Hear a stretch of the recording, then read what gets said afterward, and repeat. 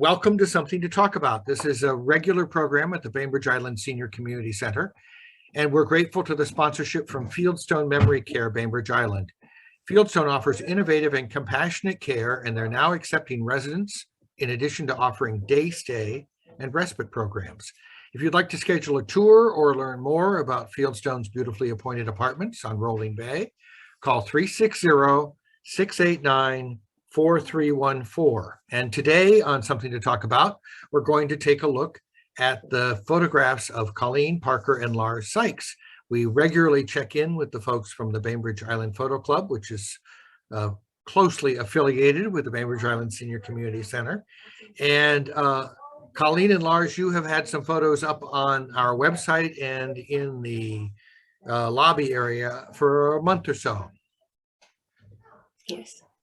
Thank you for joining us. Why don't you tell us a little bit about your engagement with the photo club, or when you started to take photos, and how you guys work to photograph things together?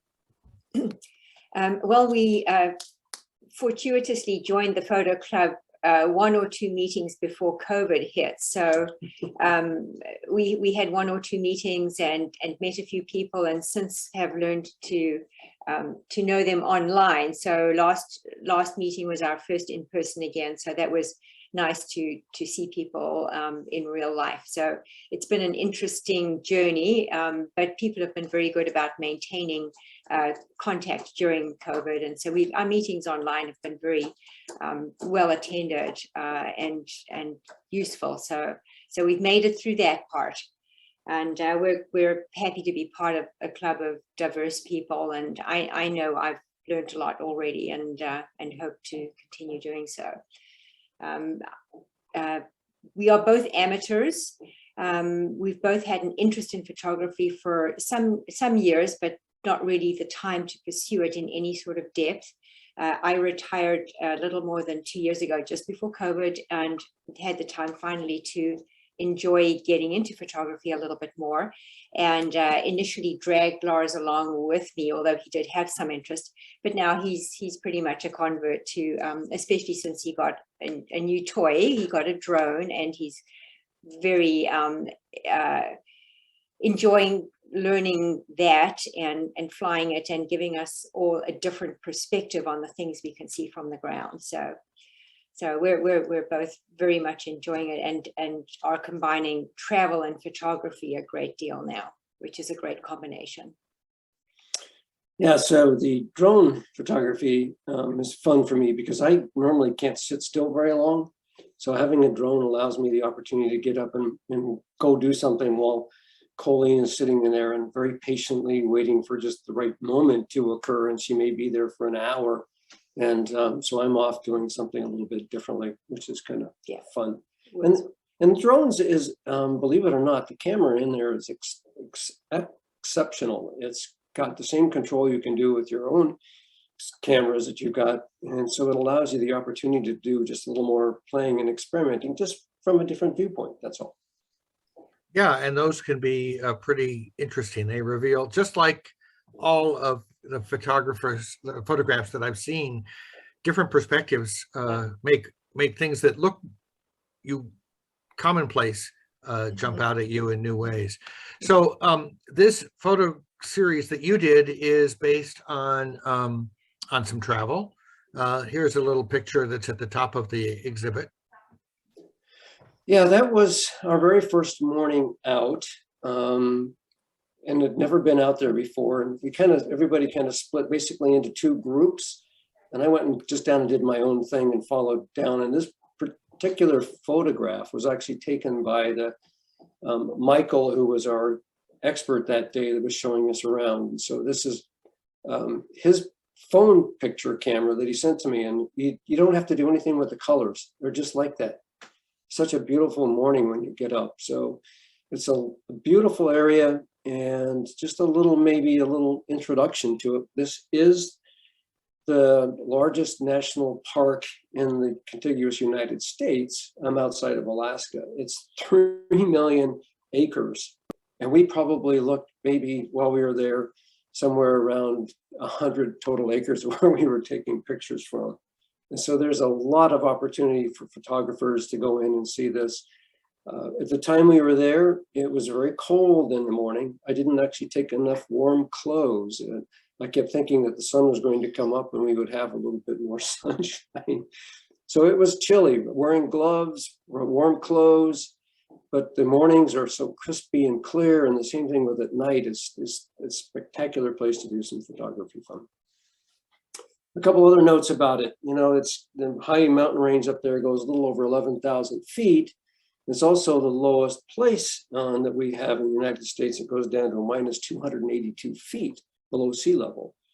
And the hottest temperature that was ever recorded is 134 degrees in 1913. I would probably call that a little suspect because I'm not sure how their quick gear was at that time.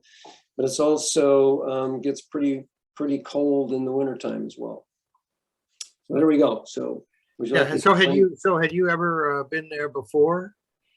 I had one time, a friend and I went down there with a motorhome and we towed our motorcycles down. We rode around on motorcycles and just exploring it during the daytime. We had no clue what this looked like in different light conditions. And so we were driving around basically during the start up of the morning and coming back in the evening. So that's where that came from. Great. So I think we could start by looking at this. We have a series of photographs here that are also on our website, which is where I'm showing them from. If you might comment a little bit about, as we go through sort of how you took the photo or what made you interested in this one, why you chose it. Mud flows is the first one. Okay, this is a picture that I took. We were actually out at Artist Drive, and we were taken by our photographer of the day up to a different kind of area. And I just happened to be looking out, and the light happened to hit what looks like that mud flow, the dark fan that's in there. And I was just really attracted to that because it kind of stood out from everything that's there. And if you think about being in a desert and that much mud flow, there had to have been some pretty heavy rains at some time to make that actually happen. And that is huge. I mean, we're shooting across a valley out there. So that mud flow, without being right next to it, it's probably 20 or 30 feet high in the context. I did highlight the mud flow area when I was enhancing the picture, just so that it would kind of stand out a little bit more for the viewer to be able to see. And I love the striation. You can actually get a sense, although it's light that's doing it, of the sort of levels of the geography. Oh yes, the geography there is just beautiful. I mean, you can't take it all in at one time. It's just so much of it to enjoy. This is another one I took. This one is actually near Stovepipe Wells. Colleen and I had stopped to kind of just walk around and kind of look at something in the dunes. The ground around Stovepipe Wells right there is actually damp because there is a natural well that's in the ground that's just been capped. But this particular picture was, those were mud pieces that are actually curling because of the heat from the sun. So it's just like a little mud plate down there, but as the sun's shining on them, it actually is creating that curl itself. I took this picture right down on the ground, just trying to capture what they look like. Not a great picture from lots of aspects. Most of it's kind of out of focus. Again, I'm just kind of learning how to use my brand new camera and trying to get it adjusted to take pictures. So it was a lot of fun. And you can tell that what this heat can do to mud that's there and curl up with the sand all around it. It's a lot of fun. Yeah, you had the advantage of an excellent subject there to intrigue the eye. Yes. Okay, this is one of mine. This is taken of the largest sand dune collection in the park, which is called Mesquite Dunes. This was taken was it late? Was it morning? Was it late? This was in the evening, actually. And believe it or not, once the sun goes down, the sand actually will become quite reflective. And if you have a sunset which has pinks and blues in it, this is what the dunes will look like. To the naked eye, it's dark. And but the sensors in these cameras can pick up amazing detail. And if you look through the camera sensor, you can see things you can't see with your naked eye. So literally the sun was down, and previously I would have been home at this point. But because we're on a workshop and learning new things, they said, oh, no, you've got to wait till the sun is down to get these colors. So this is really what it looked like. There's a little sharpening and clarity, but they become very otherworldly when they start to look like this. And that's why I called it meringue. To me, it looks like something you would cook up in the kitchen and not a sand dune. And a very abstract forms become quite fun to play with. This is another one of mine, also taken in the Mesquite Dunes. As I said before, the dunes lend themselves to abstract forms. So this was a very deliberate composition on my part. This was the middle of the day, which is generally not a great time to be photographing anything. But when you turn images into black and white, harsh contrasts can be used to your advantage to give these particular high contrast, somewhat abstract images. If we were to see this in color, we might not see the sort of geometric interest. Yeah, I think it would be less. It's more structural in black and white, and also takes away the element of color. So simplifies it in a way.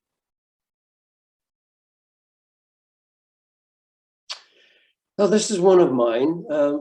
We went out to the dunes to take lots of pictures. The earlier ones that you saw with the meringue that Colleen had taken there. We stayed out and did some night photography. We have never done night photography before, so we were learning as the instructor was teaching us how to do things. And so this particular photo was just kind of fun. You can see basically the satellites from the little striped areas that are in here. And the blue down in the left-hand corner is actually from car lights. So it kind of makes it like a nice little eerie place that's down there. And to me, these pictures, the number of stars that you see, it's just amazing. I mean, you don't normally see those with the naked eye, but when the camera is there with all of its sensors, they just pop up, and there's just so many of them. It's incredible.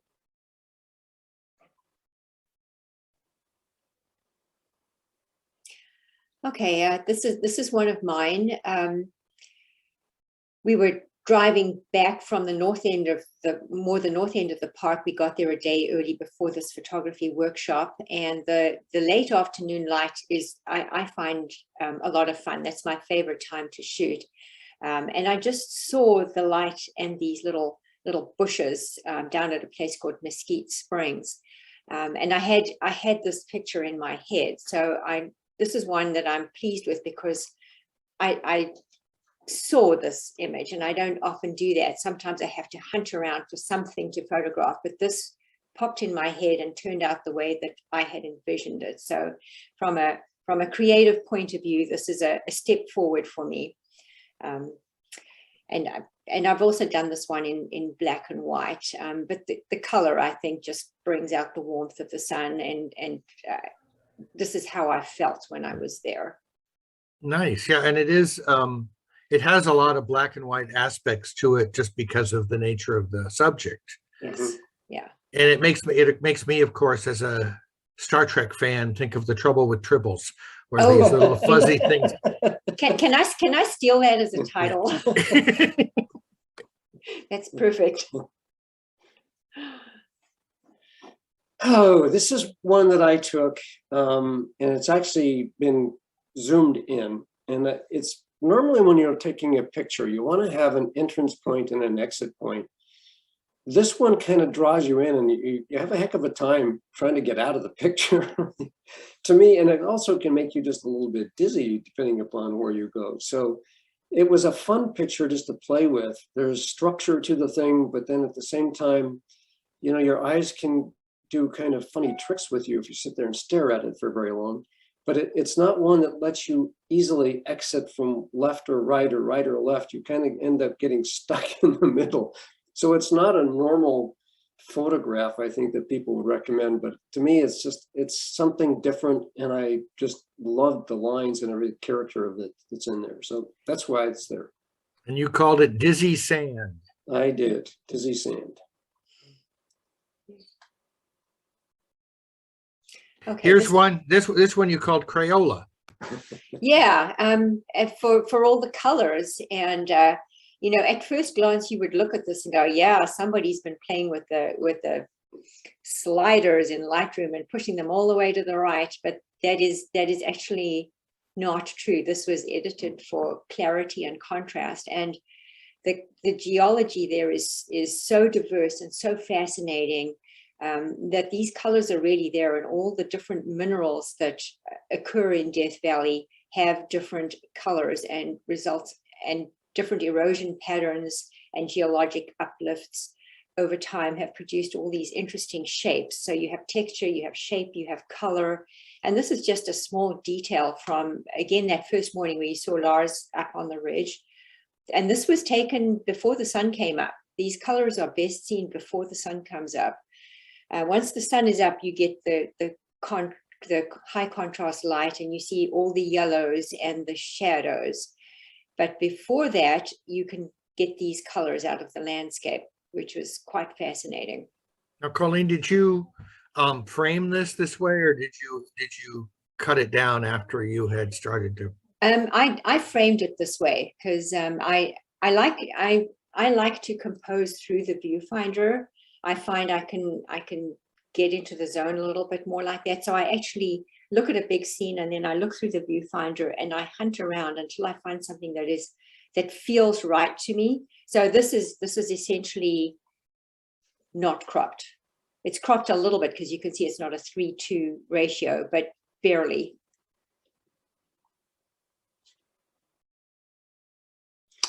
This was another night photography picture that I took. It was, again, just kind of learning how to do this. It was not crispy clear, primarily because the tripod I had wasn't completely a stable one, which is something, if you're going to do night photography, you really need to have that. So even if you're doing your hands off. So it's a little fuzzy from that standpoint. But what I liked about it is the shadows that come through from like the stardust that you see in there. And then you can also see various Milky Ways as well, which is really just amazing.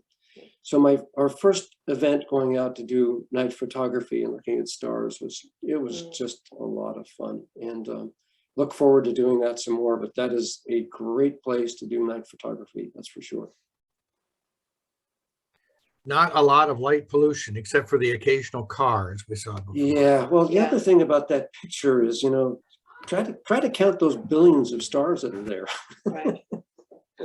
This is a picture that was along the roadside that we stopped to take a couple of pictures from some other items in there. And I was just kind of making a starburst, and took the opportunity with the sun behind the cactus to help it get highlighted just a little bit. And I did, in Photoshop, I lightened up the front of the cactus so that it was not dark, just playing with that. So it gives you the appearance that the kind of translucence piece of the cactus, well, that's really not, but that's what I did to bring it out, and just stopped along the roadside playing with the camera, and it's just what you can get. Yeah, I love that effect. I think the Photoshop work was well worth it. Yeah. Okay, this was one of mine. This is a very typical sort of generic landscape shot, but it's one that I had never known how to achieve. So this was a learning shot for me. I'm very close to this rock. I'm a couple of inches from this, and it's small. It's basically a large pebble, and I'm very, very close to it with a wide angle lens. But I did want to try getting this foreground and leading lines and background, and it was a beautiful, very cold sunrise down in Badwater Basin. And my fingers were freezing. I couldn't really see the screen very well. because I had to look at the screen rather than go through the viewfinder, because my camera was practically on the ground. So this was altogether technically challenging for me. But I learned a lot from it, and it was a stunning morning, as you can see from the sky.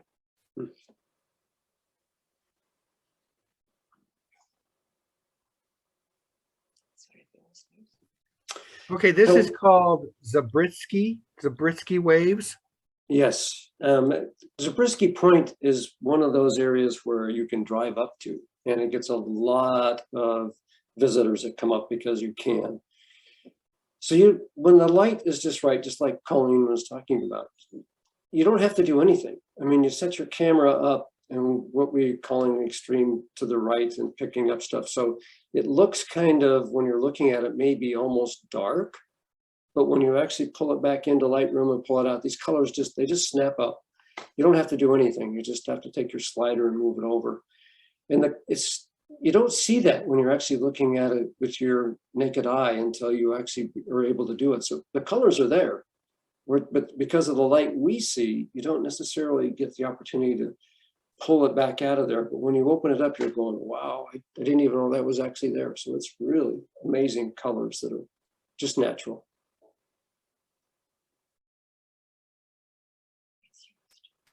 So this is the same thing. What happens when I was trying to focus on taking a picture of the clouds and the sunset up there, because if you look at the hills, because I changed my camera settings, the color is now just kind of washed out. But the color of the sky and the mountains in the background were what I was going after. So you just can't hardly figure that out until you're looking at it. But that's just such a beautiful part of the country. Really beautiful. And then the next one takes another look at sort of the same thing. Yes. But yeah, this is my version. This is a sunset picture, so you can see the golden light hitting. This is the Zabriskie Point again, and once again you can see all the striations and the geologic formations and all the different minerals. This is literally from the viewpoint that you can drive up to. So the very colorful artist's palette and artist's drive with all the greens and purples is literally on the other side of this. If you go over the Zabriskie Point, Badwater Basin is between what you can see there and the distant mountains, and artist's palette is the other side of this particular uplift, geologic uplift. But if you were to have the light a little different, it would be these images at the bottom. The waves that we see at the bottom here are going to show those colors in the earlier picture. Yes, yes. Mm-hmm. And then let's take the color all the way out of it. Yeah, this is one that I was learning how to do some black and white photography. We were there with one of our experts and we were talking about and looking at what you can do. So while the camera takes the picture in color, what you can do is set your camera to look at black and white so you can see what you're trying to achieve. And this one was my attempt at a black and white picture of Zabriskie Point, which is what that is. And as the sun was setting, it just happened to catch the edge of Zabriskie Point. It was only there for a minute and it's gone. So you have to be paying attention, know what you're doing, get it set up and snap the picture. And so that was my black and white picture that I was most favored when we got back, just because the sun is crisping on there.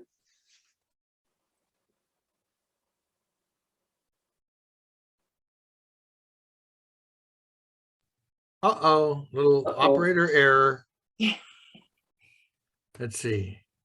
Did I go too far now? Yeah, here we are. Okay. Okay. Okay, so this is back to the sand dunes. This is later in the evening, as you can see, during I guess what we would call blue hour, and you can tell that the dunes have that bluish pink look to them now, which I think gives them a different feel. They don't look quite so sandy and golden, but more like smooth forms. For some reason, the textures of the dunes in blue hour like this remind me dolphins and whales, the lines and the gradations of tones. So this is just a different feel. It's a serene time of the day, and we were out there. This is before we stayed later on to do the astrophotography. So the dunes are fabulous any time of the day. You can be there 24 hours a day practically and find something to shoot.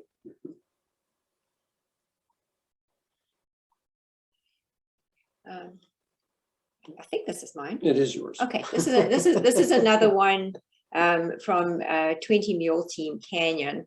Again, looking at the different colors, but going for a different composition and emphasizing the more the yellow toned minerals in the geologic formations and the little peaks. There's no sense of scale to these. If there was a hiker down there, you might get a sense of scale, but it was pre-dawn again, so there was nobody out there. So sometimes it's nice to have people in your photographs for scale, which is something I'm beginning to realize. I've always traditionally tried to get people out of my photographs. But on the other hand, if they're not in there, then your mind is free to wonder about the scale. These could be mountains, or they could be 6 inches high. You don't know. Yeah, it almost looks like miniature Right. experience. Right. Mhm. That's So, a but it's beautiful, beautiful photograph. very otherworldly out there.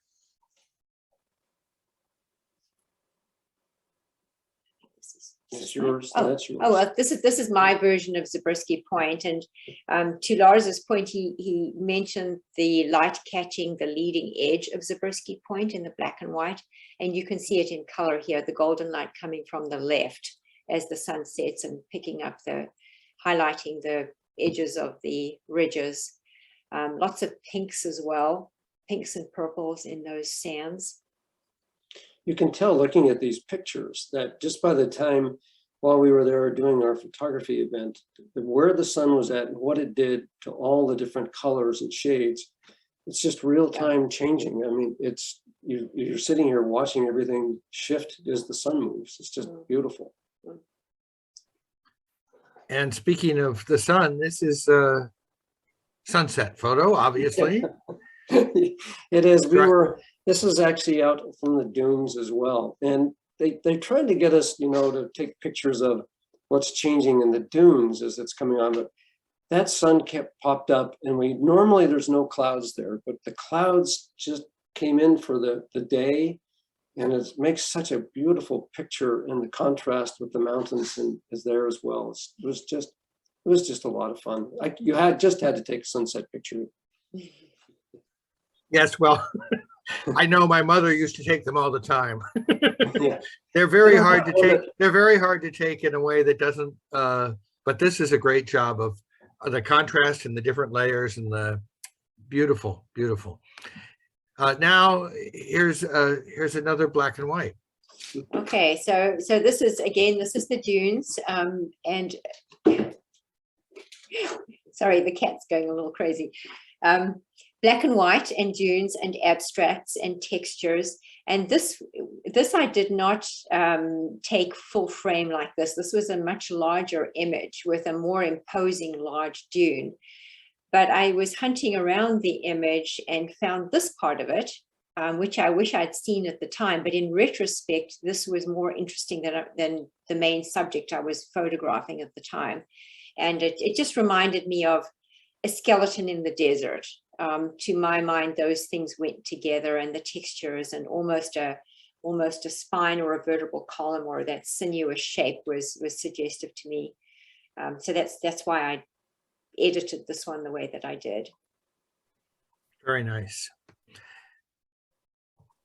And then yeah, dunes again. Sorry, I have a bit of a thing about dunes. But again, different texture again, different time of the day, and this time texture is actually diminished in favor of a smoother appearance, and you can basically point your camera in any direction and find something out of what you take to flow or to make an image out of. And this was again also a detail from a larger image. And the light was this is just before the blue hour. So the sun is setting, but it's not quite down. And the orange golden glow just catches the dunes and makes them almost iridescent for a few minutes. The smoothness of this does definitely look abstract, almost like a painting. Yes, yes. Might be a good cover for an ambient music album. There you go, like New Age. Yeah.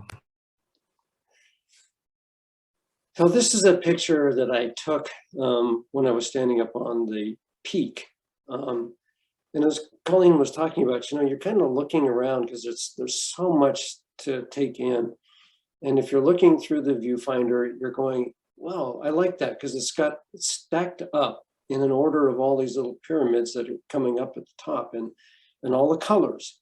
Again, this picture, when it was taken, I could not see the colors. And as soon as you popped it into Lightroom and just did something, it's just there. You don't have to do anything. You just take the slider over and pop up, the colors are there, and you're going, wow, this is just so pretty. It's just a great place to go doing photography. You got the purples, the yellows, the greens, the blues, the whites. And I did edit out some of the sky because it was a little gray. And so I kind of just tweaked that out and left it white. That was just the only thing I did to it. And then the last picture in this series is brilliant, bold, or rich color for sure. It is. Again, this is taken from 20 Mule team. Yeah, this is Artist. This is 20 Mule team. I was taken on the point, and the road that is in there is where it actually came into, and we're parked down below. As I was just scanning around and looking with the camera, I just kind of zipped it that way because I wanted to take a picture of the road, and the sun just happened to, as it's rising, lighten up the sky where it's the pink and the blues, and it's just the way it is. I mean, it's just all the layers, all the beauty, everything you could see of the national park is right there. It's just gorgeous. So go take some pictures. Go take some pictures. Get outside. Yeah. So I'm interested if anybody has any comments or questions about any of the specific photos. I'm happy to put it back up again. I have a question. Well, first off, they're absolutely gorgeous, and I've been to Death Valley, and I want to go back. And who did you use for what workshop? This was an outfit called Out of Chicago. Oh, okay. Yeah. And I was very dubious about it because it was going to be, they call it a conference. And when anybody says conference to me, having been in medicine for so many years, I imagine trying to stay awake in a dark ballroom. Yeah. So I was a little dubious. And there were 100 photographers and 15 professionals. So it was large. It was a lot of people, but we were in small groups, sometimes 8 or 9 of us with a photographer, and we were all, the park is huge. You don't see anybody else. Right. And it was a lot of fun. We got together for meals. There was no inside anything. There was no didactic teaching, and it was very well run. And the professionals were fantastic, and the other participants were a lot of fun. So it was wonderful. It was really good. So did the professionals rotate out? Like, were you with the same people, or did you get close to different ones? You could go to different people.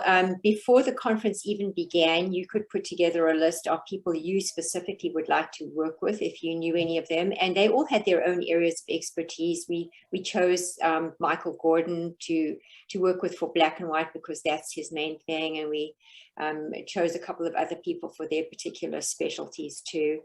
And so we just rotated through. We unfortunately were not there for long enough to get to work with all of them, which would have been very nice. But it was a diverse experience and super fun.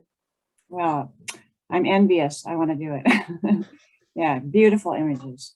Thank you, Diane. Thank you very much for the time and for sharing these. And I'm looking forward to seeing future photographs of yours for sure.